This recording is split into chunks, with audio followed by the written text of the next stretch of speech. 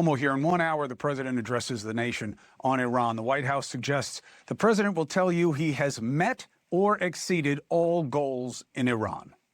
If that's true, good. Say it's over and get out. All right, buckle up, buttercups, because today we are diving headfirst into the latest Trumpian masterpiece of foreign policy spin.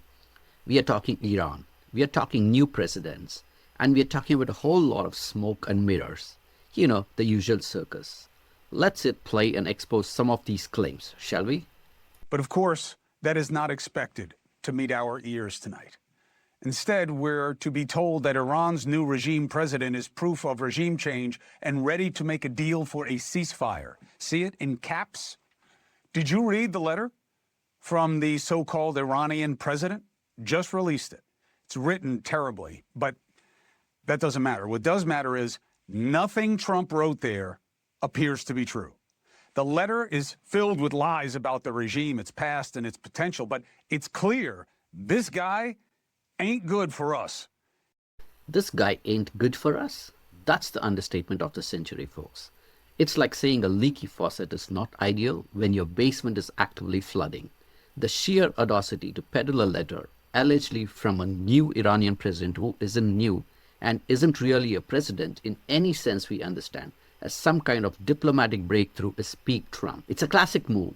Invent a narrative, find a flimsy prop, in this case a poorly written letter, and then declare victory.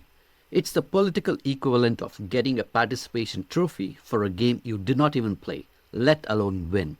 This isn't strategy. It's a desperate attempt to manufacture a win where none exists, probably to distract from something else entirely. We've seen this play before, and frankly, it's getting old. The MAGA faithful might buy it, but anyone paying attention knows it's just another episode of As the Trump Turns. The only rational conclusion is that somebody here is trying to play an April Fool's joke on us, and it is not funny. Where to start? Iran's new president, Masoud Pezeshkian, is neither new nor really a president as we would recognize the position. His letter says nothing about a ceasefire, nothing about the strait reopening. He never even mentions Trump's name. It is sad that a lying zealot makes a point that many at home agree with. Jumping in with the military over there was a very questionable call if you care about America first. We all get the regime has to go, that it is toxic. But it is not going, apparently. Can the president make the case that what he sees as the cure hasn't made the disease worse? Is the regime not now more motivated to hurt us than ever?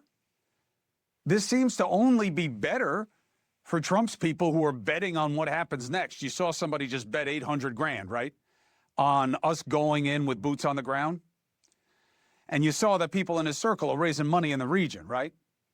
So how do Iranians get their country back? Or how does anything change for the better there or here long term? It's a mystery. We'll see if the president can make the case. The letter's claims aren't worth dignifying from this guy, but sufficeth to say that he says the regime is in place. Remember, Iranian leaders literally end each speech chanting death to America. So where is the president getting it that this guy means anything better for our people or his own? If he isn't completely making it up, he'd better be able to make the case tonight in a way he has not to this point. The way to take on a regime like this is through consensus and coalitions and soft power. That's how you prove everyone is against them, and you squeeze them, and you motivate their resistance until something happens. Instead, Trump made this all about him and Israel. And as I've said many times, I get why the Israeli people see fighting with Iran and Hezbollah and Hamas as a main priority, but America is not in the region. And there it is, the core problem with the America First crowd. It usually means Trump first and maybe Israel second if it benefits Trump. It's a bait and switch. They scream about putting America first, but then pivot to foreign entanglements that primarily serve political optics. Or, let's be honest, line pockets. The notion that our main priority should be solving other nations' regional conflicts especially when our own house is on fire with debt, division, and economic disparities, is a fundamental betrayal of that America First promise. It's like your neighbor complaining about your weeds while their own house is actively burning down.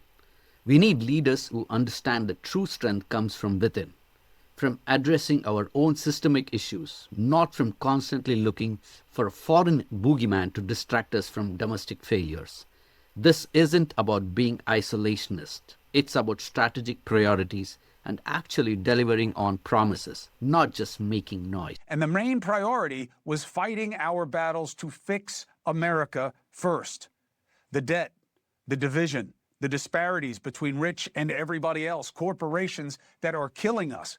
And because we have different priorities, the war in Iran is working out better for Israel's leader than it is for America's. While Bibi and Trump are both divisive and controversial figures, when it comes to fighting in the region, to fighting Islamists, Bibi's numbers show support that is the reverse of the reality for Trump. Look, Bibi can't kill enough extreme Islamists as far as most of his people are concerned after October 7th. Our people felt the same way 25 years ago, but not today. Bibi was also able to pass a budget extending his viability. America's president is mired in a shutdown. Now, time to the speech tonight. On that front, word just came out that Republicans in the House and Senate have reached a deal to end it, but there's a word missing. The Democrats. There can be no deal if you don't have them on board. And that's what the House Minority Leader just made clear. There's no deal, he wrote, but it is past time to make one. And look, Democrats started this shutdown in a way that would never affect the agency they say matters most, ICE. There's also no question that ICE needs changes. They are embarrassing themselves. They're embarrassing law enforcement. They should act the way law enforcement is supposed to under the Constitution and best practices. But let's be clear, Republicans have kept this shutdown going. And that's been to their perceived advantage and our disadvantage. It's time for it to end. And that's something that we can do easily, unlike what's happening in Iran. Here's my hope. In the spirit of rebirth and renewal, as we come up on 60 days of this war soon, right? Congress can use that as a trigger of the War Powers Resolution and take back its power and remember why each and every one of them raised their right hand and swore an oath not to a president, not to a party. This use of force should end where it should have started, with Congress voting on the determination. They should vote, demand the president has done enough, and the sides can fight about what that means and where the win is, what goals have been met, end the shutdown, make shutdowns illegal, and take on the fight Americans thought was worth fighting. Fix America first. The regime in Iran is not as menacing here as the healthcare providers and tariffs and corporate regimes that have the majority held hostage and terrorized by the few. Maybe the speech tonight will convince Congress it has ducked its duty long enough and that it should put the people's interests before its own. Mic drop moment right there. This is the kind of brutal honesty we need from our political disclosure, not the fear-mongering and distraction tactics we usually get. While the MAGA crowd screams about every foreign threat under the sun, often with little understanding of the nuances or real consequences, they completely ignore the very real, very tangible threats to American prosperity right here at home. Healthcare costs that bankrupt families, corporate greed running rampant, tariffs that punish consumers. These are the regimes holding Americans hostage. It's not some distant dictator. It's the unchecked power of money in our own political system that allows these issues to fester. Congress has been ducking its duty far too long, prioritizing donors and partisan squabbles over the actual well-being of the people they swore to represent. It's time to stop chasing ghosts abroad and start slaying the dragons in our own backyard.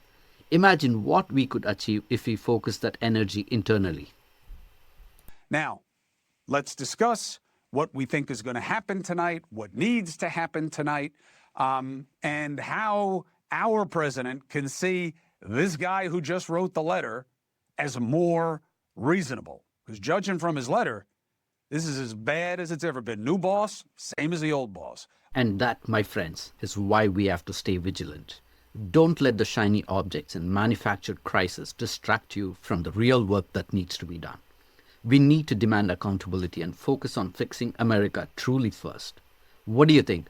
Did Trump pull another fast one, or is there a method to his madness? Let me know in the comments below. Hit that like button and subscribe for more straight talk. Until next time, stay informed and stay skeptical.